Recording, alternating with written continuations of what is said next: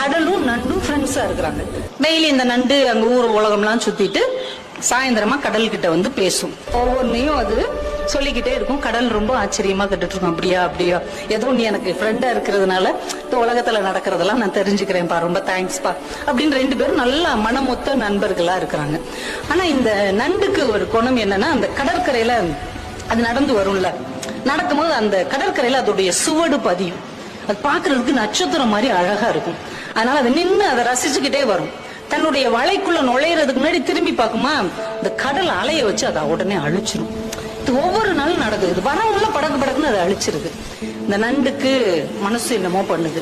நம்ம நண்பனுக்கு நம்ம மேல ஏதோ பொறாமை இருக்குதோ, அதால நடக்க முடியாது, நம்மளால நடக்க முடியுது. அந்த பொறாமையில இவன் நம்ம சூட அழிச்சு விடுறானோ, இவன் இவங்க கூட ஃப்ரெண்ட்ஷிப் வச்சுக்கலாமா வேணாமா, ஒரு பொறாமப்படுறவன்லாம் ஒரு நண்பனான்னு மனசுக்குள்ள நினைச்சுக்கிட்டே இருக்குது. இன்னொரு நாளைக்கு இதே மாதிரி பேசிட்டு வருது, வேகமா அதை அழிச்சிருச்சு. இது வலையில நின்று முறைச்சு பார்த்துக்கிட்டே இருக்குது. இன்னொரு நண்டு அந்த வழியாவே போகுது.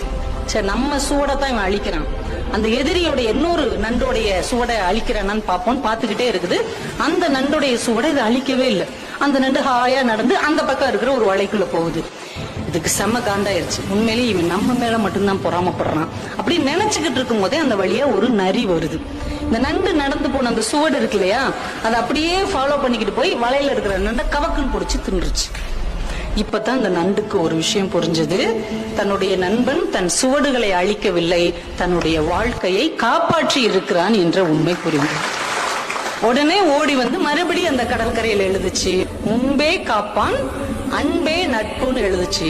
அதையும் அந்த கடல் படிச்சுட்டு உடனே அழிச்சிருச்சு. தன்னுடைய நட்பு கெட்டாலும் பரவாயில்லை, நண்பன் கெடக்கூடாது என்று யார் நினைக்கிறார்களோ அவர்கள் தான் உண்மையான நண்பர்கள்.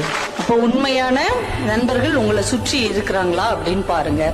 அப்படிப்பட்ட உண்மையான நண்பர்கள் உங்களுக்கு அமைந்தார்கள் என்றால் அவர்களை தக்க வைத்துக் கொள்ளுங்கள். ஏன்னா நம்ம வாழ்க்கையில ரொம்ப தடுக்கி விழுகிற இடம் இந்த நட்பாகத்தான் இருக்கும். இந்த நட்பு நல்ல விதமா அமைஞ்சிச்சுன்னா நீங்க வாழ்க்கையில வேற உயரங்களுக்கு நீங்க போக முடியும். அதே நட்பு கொஞ்சம் ஏறுக்கு மாறாக அமைந்து விட்டால் நம்ம எங்க போய் நிற்போம் அப்படிங்கறதே நமக்கு தெரியாது.